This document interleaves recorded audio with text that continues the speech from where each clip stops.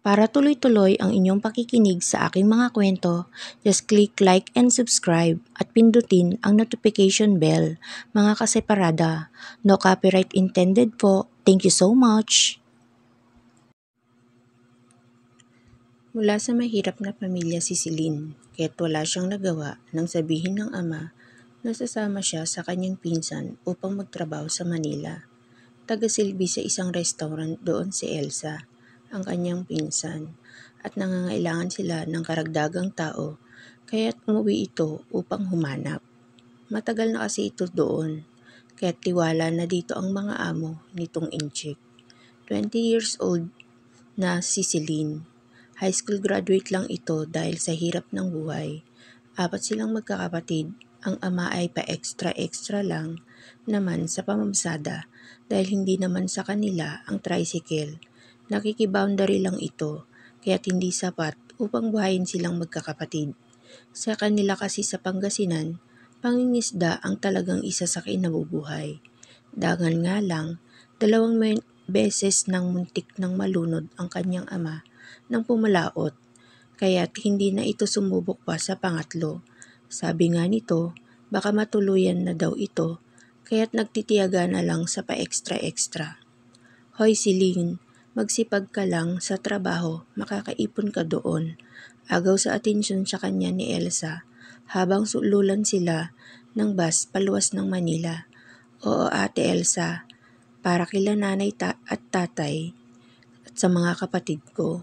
Magsisipag ako, sagot naman ni Celine dito. Bata ka pa, huwag ka magpapabola sa mga lalaki doon. At baka pag nakuha ka na, iwan ka lang. Huwag ka tutulad sa akin, ito mag-isang tinataguyod ang anak ko. Yung kasing tatay ng anak ko naglahong parang bula. Kaya't ito ako ngayon, dalagang ina. Mahabang dagdag pa nito. Oo ate, una ang pag-iipon para sa pamilya. Nakangiting sabi ni Celine kay Elsa.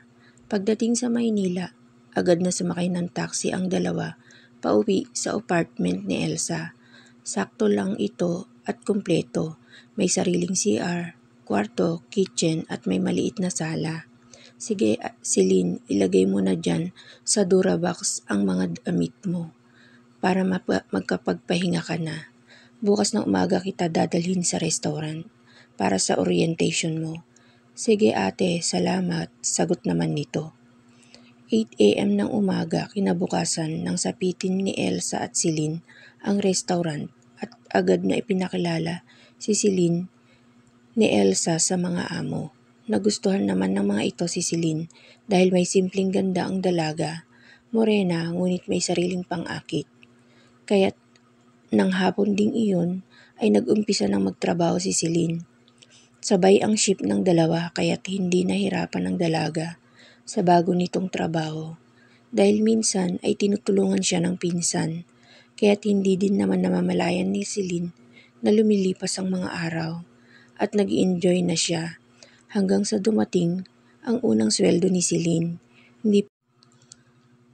Sa susunod na sweldo, bibili ako ng cellphone ate, kahit mumurahin lang, sabi ni Elsa sa pinsan.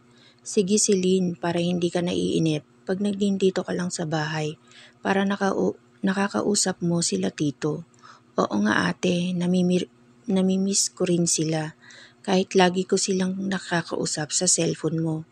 Ganon talaga Celine, kailangan mo magsakripisyo para sa pamilya mo.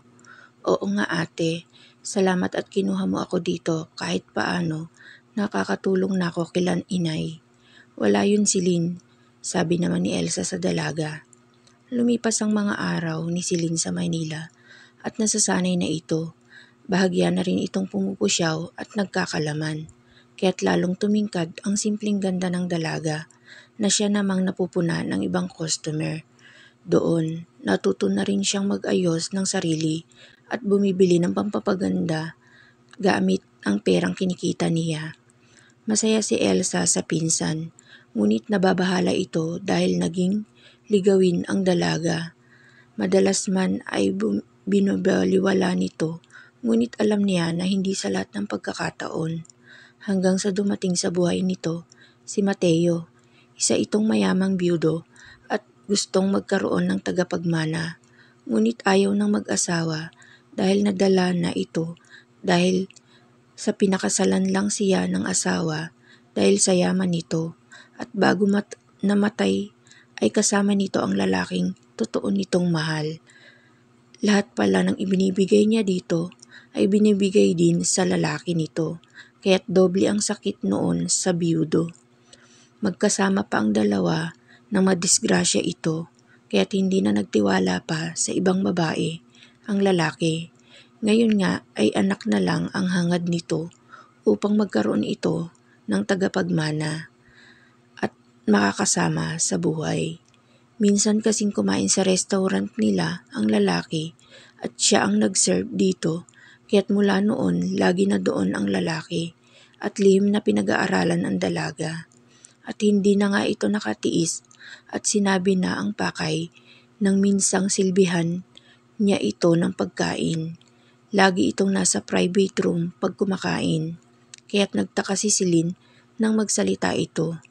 "Celine, stay," sabi nito nang akmang lalabas na ang dalaga sa pintuan matapos isilbi ang pagkain nito. "May kailangan po kayo, sir?" Magalang na tanong ni Celine dito. "Yes, I want you to be the mother of my child. I give you 5 million ipagbuntis mo ang anak ko." Tulalang hindi makapaniwala si Celine sa sinabi ng lalaki at hindi nakapagsalita kahit isang kataga. Ang dalaga, "I pay you at alam kong makakatulong iyon sa pamilya mo sa probinsya. At sa akin din para magkaroon ako ng tagapagmana." Prangkang dagdag pa ng biyudo. Sir, hindi ko po inilalako ang sarili ko. Mahirap lang po kami pero mas mahalaga ang dangal ko kaysa sa pera," sabi ng dalaga at galit na lumabas ng silid na iyon. Pagdating sa kusina, nilabas ni Celine ang galit. Tiyempo namang walang tao doon. "Anong akala niya sa akin, pakawala? Matandang yun. Pangit," sabi ni Celine sa galit.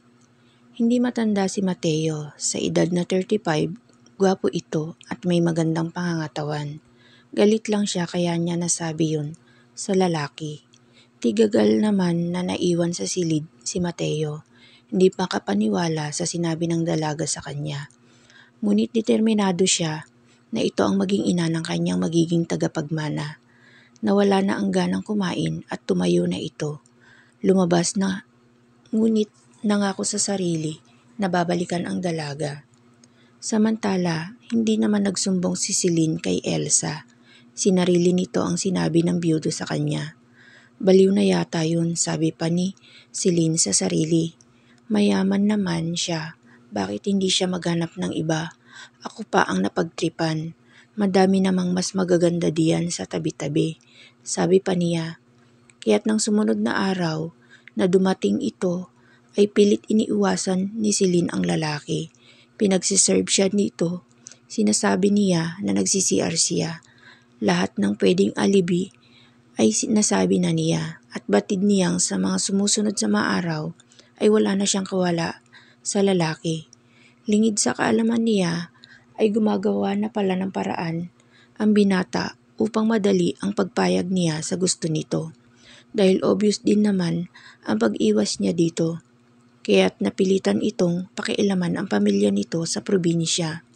Gumawa ito ng bagay para magipit ang magulang nito. Sakto namang nakasangla pala ang kinatitirikan ng bahay nila sa isang nagpapautang doon. Ang ginawa niya ay tinubos niya iyon at ng doble at hawak ang titulo ay nakatingin ito sa dalaga na nasa harap niya ngayon. "Sir, mawalang galang na po. Kung ngingisi lang kayo, dyan lalabos na po ako," inis na sabi ng dalaga. "Umupo ka, Celine, hanggang mabait pa ako sa'yo."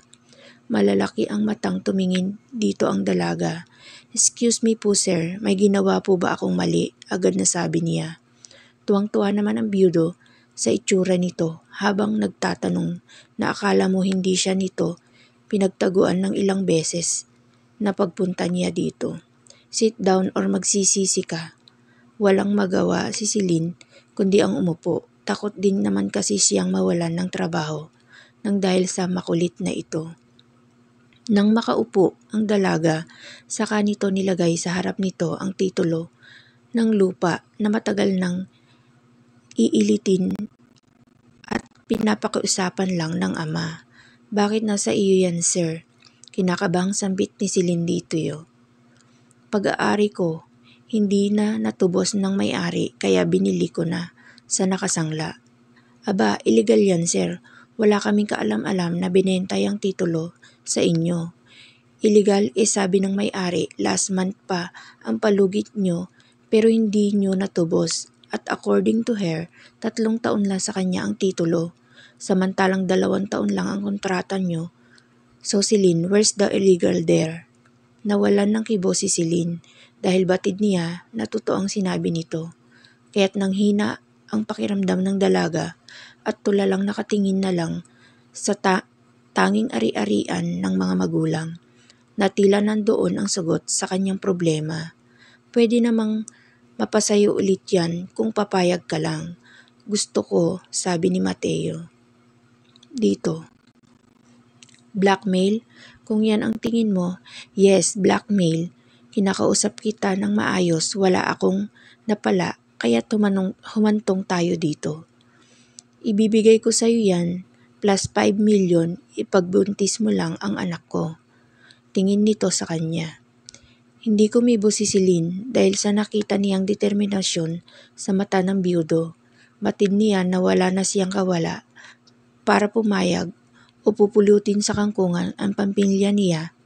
Nangilid ang luhang nakayupayuko na lang ang pobreng dalaga.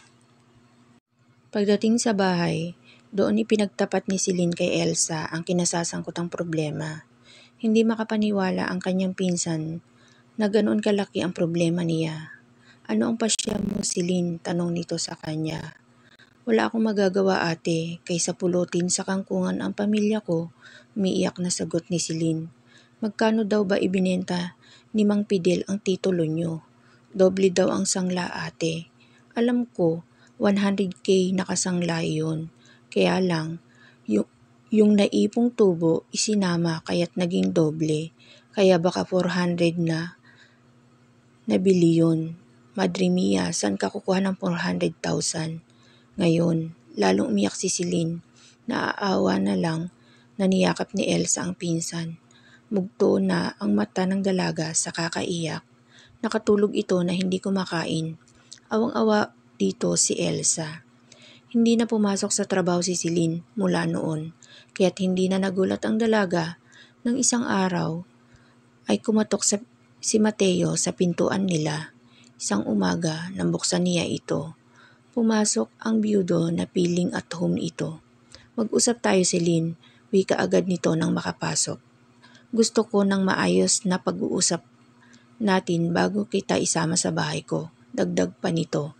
Walang kibong nakikinig lang naman ang dalaga dito at hinayaan na lang ang biyudo na magsalita.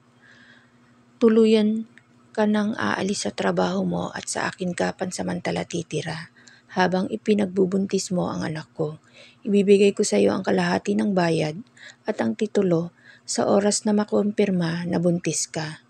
Malinis na 5 milyon at titulo ng lupa nyo ang ibibigay ko sa iyo bilang kabuuan. Mahabang paliwanag nito, na tila ba sigurado na ito na papayag ang dalaga. May gusto ka bang sabihin, Celine, o itanong man lang? Baling nito sa kanya. Umiling lang si Celine at hindi na kumibo. Wala rin naman siyang alam na sasabihin dito. Kung ganoon, bukas ay susunduin kita sa ganitiring oras. Pagwawakas nito sa usapan at tinungo ang pintuan para lumabas. Naiwang tulala ang dalaga.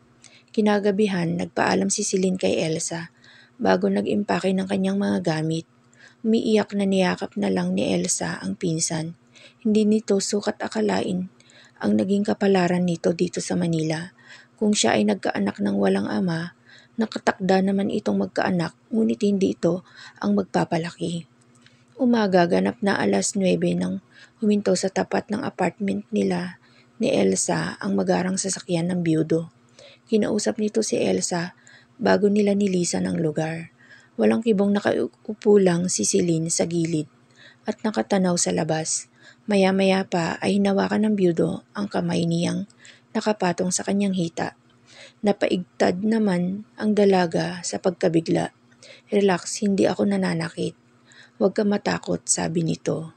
Hindi pa rin kumibo ang dalaga. "Gusto ko na hindi ka naiilang sa akin, Celine. Paano natin bubuuin ang anak ko kung ganyang mailap ka?" Sabi pa nito. "Hayaan mo muna ako, sir. Hindi pa rin kasi ako makapaniwala. Kaya pagpasensyahan mo na ako. Pangako, ipagbubuntis ko ang anak mo," sabi ni Celine dito. At tuluyan ng nanahimik sa kanyang upuan hanggang marating nila ang mansyon ng lalaki. Malaki ang bahay nito na sa pahina lang ng babasahin nakikita ni Celine. Hindi niya maiwasang mamangha sa ganda nito, pati na rin ang mga gamit. Kaya't alam niya na kaya ng lalaking bilhin kahit ang buhay pa niya. Pagpasok pa lang ay tahimik nang nakapila ang mga katulong nito na sa pelikulang lang niya nakikita. Tansya niya ay 8 lahat ang mga ito, kasama ang matandang animo mayordoma sa mansyon. "All of you, I want you to meet Celine, ang magiging ina ng anak ko," sabi nito paglapit sa mga katulong na nakahanay. "Ang respetong pinapakita niyo sa akin o ibinibigay ay siya niyo ring ibibigay sa kanya mula ngayon. Nana Zoila, pakihatid po si Celine sa kwarto malapit sa master's bedroom." "Sige iho, ako na ang maghahatid sa kanya." "Salamat po, Nana," wika naman ng byudo. Namangha lalo si Celine sa kwartong pinagdalhan sa kanya ng matanda. Dahil sobrang rangya nito, para itong kwarto ng anak ng presidente ng Pilipinas kung susumahin. "O siya, maiwan na kita, Celine. Pagpasensyahan mo na ang alaga ko, ha. Mabait yun, wag lang may sumpong," nakingiting wika nito sa kanya. "Salamat po sa paghatid, Nana Zoila. O sige, magpahinga ka na. Pag may kailangan ka, tumawag ka lang. Angat mo lang ang phone direkta sa kusina yun." "Sige po, salamat," nakangiting sagot niya dito. At lumabas na ang matanda ng kwarto. Sobrang yaman pala talaga ng byudong yun, sambit ni Celine sa sarili. Kaya pala kung makaasta, ganun na lang. Hindi pa rin makapaniwala sa kanyang naging kapalaran ang dalaga. Ngunit nandito na at wala na siyang magagawa. Mabuti na lang at mukhang mabait naman ang mga kasambahay, lalo na si Nana Zoila. Nahiga sa kama si Celine at hindi niya namalayan na kaiglip siya. Ang lamig kasi ng kanyang kwarto, kaya tila siya idinuyan, kaya't madali siyang nakatulog. Tanghali na nang katukin si Celine ng isang katulong. Pinapatawag daw siya para kumain ng tanghalian. Nagilamos ang dalaga at dali-daling bumaba upang dumulog sa hapagkainan. Pagdating doon, nasa sentro ng mahabang mesa si Mateo at animo siya lang ang hinihintay nito. "Umupo ka na at nang makakain na tayo," sabi nito sa kanya. Nahihiyang umupo naman si Celine nang makitang akala mo piyestahan sa dami ng pagkain ang nasa hapag ay hindi maiwasin ni Celine ang magtanong. "May darating ka bang bisita, sir?" tanong ng dalaga. "Wala," sagot naman ng nagtatakang byudo. "Bakit?" "Kasi ang daming pagkain, pang isang handa. Sa piyesta ang dami. Kumain ka na lang at masanay ka na." Baliwalang sagot nito sa dalaga. "Bukas pupunta tayo sa doktor para malaman natin kung kailan ka fertile," sabi ni Mateo habang pinagmamasdan ang dalaga. Tumango lang naman ito. Napakasimple lang ng ganda nito, ngunit batid niyang may kamandag na taglay. Pati siya ay hindi makapaniwala na ito ang kanyang napili na maging ina ng kanyang anak. Sa dami-dami ng babae sa Kamaynilaan, marahil ay sadyang espesyal ang dalaga. Kinabukasan, nagtungo ang dalawa sa isang sikat na ospital na pangmayaman upang ipasuri ang dalaga. Agad na inasikaso ng doktor ang byudo. Pagdating doon, makalipas ang ilang sandali ay nalaman nila ang resulta at sinabing next week ay fertile na ang dalaga. Halos walang maintindihan ang dalaga sa usapan ng mga ito Tanging next week lang ang naintindihan niya. Hinayaan na lang tuloy niya ang dalawa na mag-usap. Halatang nagpapakyut ang doktora, ngunit wala lang dito sa byudo. Kung wala lang kailangan dito, malamang nainis na ito. Tahimik lang naman ang dalaga sa tabi. Maya-maya pa ay nagpaalam na ang dalawa. Pagpasok sa kotse nito ay agad na silang umuwi. Bawal ma-stress si Celine upang mabilis siyang mabuntis. Yun ang bilin ng doktor. Kaya't todo rest ang dalaga bago sumapit ang araw ng fertile siya. 3 araw bago sumapit ang kanyang fertility period ay lumipad papuntang Boracay Island ang dalawa. Pinag-shopping siya ng byudo bago sila magtungo doon. Namangha ang dalaga sa sobrang ganda ng Boracay. Hindi niya lubos maiisip na makikita niya ito, samantalang sa TV lang niya ito nakikita at magazine. Pagdating doon, nagtuloy ang dalawa sa rest house ng byudo. Sobrang ganda ng rest house nito at talagang mai-inlove ka sa lugar. Sobrang linaw ng tubig at mapipino ang maputing buhangin dito. Tila bata si Celine na naglakad-takbo sa tubig at pinong buhangin nito. Gabi gumawa ng bonfire si Mateo. Silang dalawa lang doon dahil umalis na ang katiwala ng rest house. Bukas ng umaga ang balik ng mga ito. Kaya't solo nila ang lugar. Inilabas niya ang inihandang barbecue at hotdog upang iihaw. Naglabas naman ng alak si Mateo. Bagyang kinabahan si Celine. Ngayon na kaya nila gagawin ang bagay na iyon? Tanong niya sa sarili. Kaya't hindi mapakali ang dalaga. At nahahalata iyon ng binata. Relax, lapit niya dito, sabay abot ng alak na hawak nito. Inumin mo, pampalakas ng loob. Sabi nito. Doon nakumpirma ng dalaga na iyon na ang gabi na kailangan niyang isuko ang sarili dito. Sa naisip, inisang lagok ng dalaga ang alak at agad na gumuhit ang init at pait sa kanyang lalamunan. Dahil hindi sanay nasamid pa ito at agad na inihit ng ubo, agad namang hinagod ng lalaki ang kanyang likod. Lalong nag-init ang pakiramdam ng dalaga nang madama ang kamay ng lalaki sa kanyang balat at bahagyang lumayo dito. Hinayaan lang naman ito ni Mateo at uminom sa kanyang alak. Palibhasa ay madami nang nainom ang dalaga, agad na tumalab ang alak sa kanyang katawan. Medyo nahilo ito at napapikit kaya't paglingon dito ni Mateo, nahuli niya ang ginawi nito. Nilapitan ito ng byudo at hinawakan sa mukha. Animo inaantok naman ang dalaga sa pakiramdam at nang ilapit ni Mateo ang mukha sa mapang-akit nitong itsura at tuluyan ng hindi nakatiis ang lalaki at hinalikan ng dalagang lasing na sa nainom. Sa una lang hindi nakasabay ang dalaga. Nang lumaon ay natuto na ito sa paraan ng paghalik ni Mateo at lumalim pa ng lumalim ang nagaganap sa dalawa hanggang sa kapwa na sila hubad. Hindi alintana ang lamig ng panahon dahil sa init na nararamdaman sa isa't isa. Hubad ang katawang binuhat ni Mateo ang dalaga at agad na dinala sa kwarto ng binata.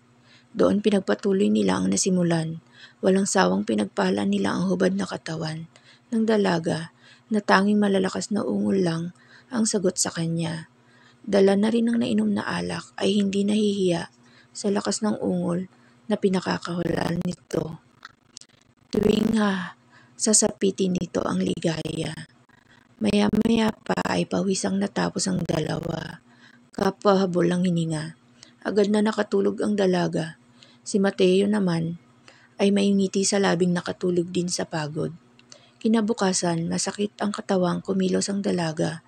Nang magising, agad na binalot ang kumot ang katawan at kinuha ang damit sa closet. Kahit hirap, ay pinilit ng dalaga na kumilos at bumaba upang kunin ang mga damit nila ng byudo sa may bonfire. Pagkatapos makuha, ay nahiga ang dalaga sa duyan sa ilalim ng katabing puno ng niyog.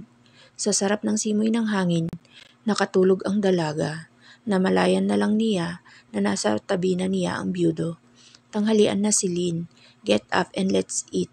Dahan-dahang tumayo ang dalaga at Susunod dito, na muntik na siyang mapaupo, buti na lang ay agad na bumalikwas si Mateo kaya't nasalo siya nito. Bigla kasi ang pagsigid ng kirot sa pagitan ng hita ng dalaga kaya't nawalan ng lakas ang mga paa niya. Walang magawang pinangko siya ni Mateo. Binaba niya ang damit na bahagyang umangat nang pangkuin siya nito. Ibaba mo ako Mateo, kaya ko ang sarili ko, sa pagkabigla ay sabi nito. Alam nating hindi lalo ako si Lynn dahil alam ko kung gaano ako kalaki at napinsala kita. Kaya no more buts, sabi nito at agad na tinungo ang dining na tila sila bagong kasal habang karga-karga siya nito. Agad na pinamulahan ng mukha ang dalaga sa sinabi ng biyudo. Alam kasi nito na totoo iyon kung bakit naman kasi pasaway ang alagi nito pag galit. Pagkatapos kumain, binuhat ulit ni Mateo si Celine papuntang kwarto nila. Aangal pa sana ang dalaga pero pinatahimik siya nito kaya't wala ulit siyang nagawa. Mabilis na lumipas ang isang linggo na tila bagong kasal na mag-asawa. Ang dalawa, halos hindi siya tantanan ng lalaki. Kung hindi lang pagod ay wala yata itong balak na pagpahingahin siya. At nag-i-enjoy naman ang dalaga sa bagong sarap na ipinakilala sa kanya ng biyudo. Kaya't malungkot si Celine nang sabihin ni Mateo na kailangan na nilang bumalik sa Maynila. Kinabukasan dahil may meeting siyang dapat daluhan. Walang magawang nag-impake na lang ang dalaga. Sakay ng helicopter ay lumipad pabalik ang dalawa sa Maynila. Hinatid lang siya nito sa mansyon, nagbihis at umalis agad ang biyudo. Malungkot na nakatawnaw lang si Celine sa paalis na lalaki. Para siyang asawa na iniwan upang magtrabaho para sa kanila. Hindi tuloy maiwasang malungkot, lalo ni Celine. Mukhang nagkakagusto na siya sa biyudo. Humahanga na yata siya dito. Sa isang linggong mahigit nila sa Boracay ay sobrang asikaso siya nito at daig pa nila ang mag-asawa. Parang nabahiran ng pagkagusto ang kanyang damdamin sa lalaki. Paano siya pag na-inlove dito? Sabi niya sa sarili. Alam naman niya na anak lang ang habol sa kanya nito at bayad ang serbisyo niya dito. Sa naisip, lalong lumaki ang problema ni Celine. Naging abala ang mga araw ni Mateo. Ngunit hindi niya maiwasan na maisip ang mga nangyari sa Boracay kasama si Celine. Doon nagbuhay mag-asawa silang dalawa at aminado siyang medyo napalagay ang loob niya sa babae. Hindi ito tulad ng iba na maluho at simpleng bagay lang nagpapasaya na dito. Hindi tuloy niya maiwasan ang humanga sa dalaga.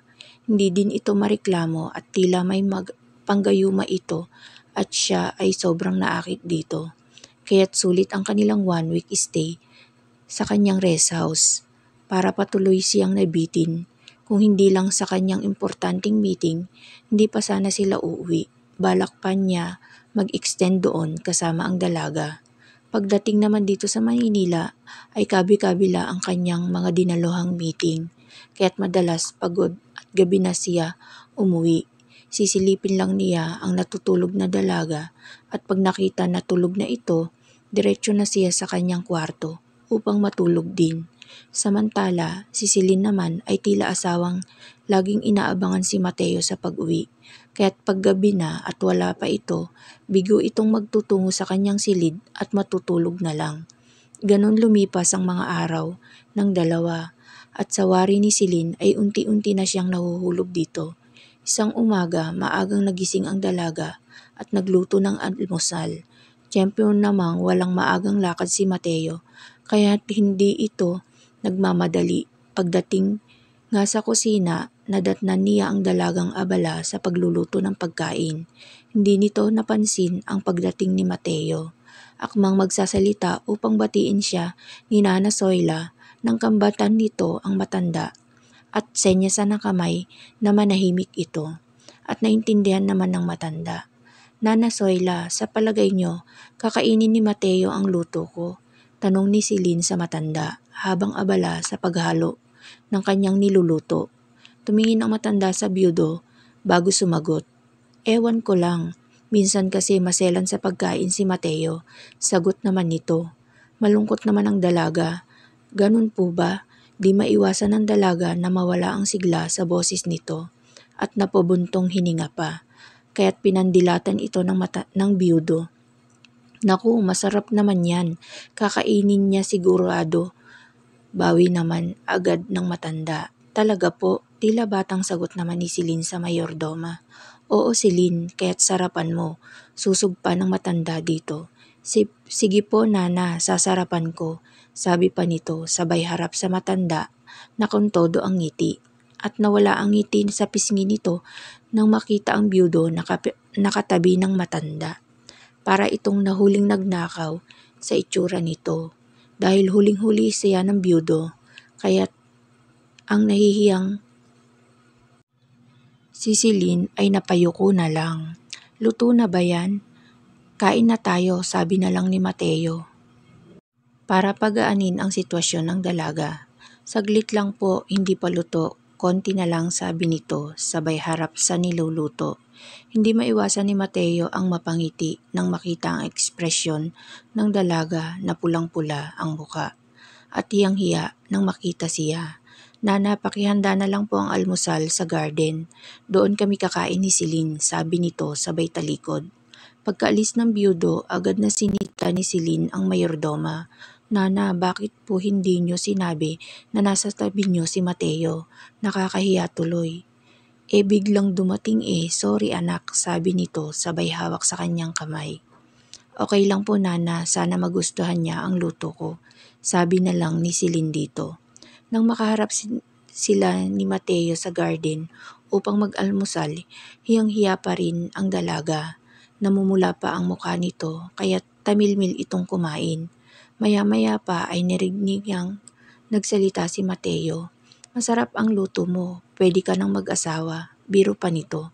Doon biglang napatingin si Silin sa lalaki at nakita niyang ubos na nito ang laman ng plato nito at walang natira. Halatang nagustuhan nito ang pagkain. Doon bahagyang nabawasan ang pagkapahiyang naramdaman ng dalaga. Kaya't magana rin itong nagpatuloy sa pagkain. Hindi niya maiwasan na paminsan-minsan ay napapasulyap sa napupuso ang biyudo. Talagang gwapo nga ito, medyo formal lang, pero pag ngumiti ay doon lumalabas ang kakaibang karisma nito. Maya-maya pa ay nagpaalam na ito, kaya't masayang nagtungo na ang dalaga sa silid. Matapos ang maghapon ng dalaga na magaan, dumaan ang mga araw na hindi namamalayan ng dalawa. Si Mateo ay madalas pa ring abala, si Silin naman ay inaabala ang sarili sa pagluluto at pag-aalaga ng halaman. Minsan ay napansin ni Mateo na lalong gumanda ang mga bulaklak sa garden at namumulaklak ang mga ito. Doon niya nalaman na inaalagaan pala ito ni Silin, kaya't doon na siya nagpapahanda ng almusal kung may time siya upang mag-almusal. Sa mga lumipas na mga araw at mga natutuklasan niya sa dalaga, hindi maiwasan ng biyudo ang tuluyang ma-inlove dito. Kung dati ay natitiis niya na hindi ito makatabi dahil tulog na ito, pagdating niya, ngayon ay hindi. Tulad ngayon, nang makita niya itong nakapantulog lang, agad niya itong nilapitan at hinaplos ang muka. Hanggang sa hinalikan na niya ito. Si Silin naman ay nagising at sa una lang nabigla nang magisnan ang lalaki. Maya-maya pa ay sabik na rin itong sinagot ang mga pagpaparamdam ng biyudo. Kaya't kapapawis at pagod ang katawan ng dalawa sa katatapos lang na pagpapaligaya sa isa't isa. Mula noon, gabi-gabi na silang magkatabi ng lalaki na para silang tunay na mag-asawa. Magkayakap pa silang matulog. Halos ayaw na niyang matapos ang oras na magkasama sila ni Silin. Talagang tuluyan na siyang nahulog dito.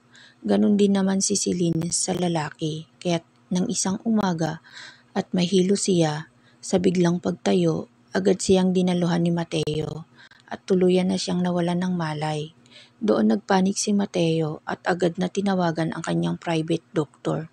Pagdating ng doktor, agad na sinuri nito ang wala pa ring malay na dalaga. Nang magising ito, binigyan niya ito ng cup upang eksaminin ang ihi nito na siyang ipinagtaka ng dalaga. Maya-maya pa Nang maibigay na ang ihi dito ay nalaman nila na buntis ang dalaga. Kaya't sobrang tuwa ni Mateo, ganun din si Celine. Magtungo kayo bukas sa ospital upang mabigyan ng gamot si Celine, sabi pa nito bago nagpaalam sa kanila. Sa sobrang tuwa ni Mateo nang makalabas ang doktor, agad nitong niyakap si Celine.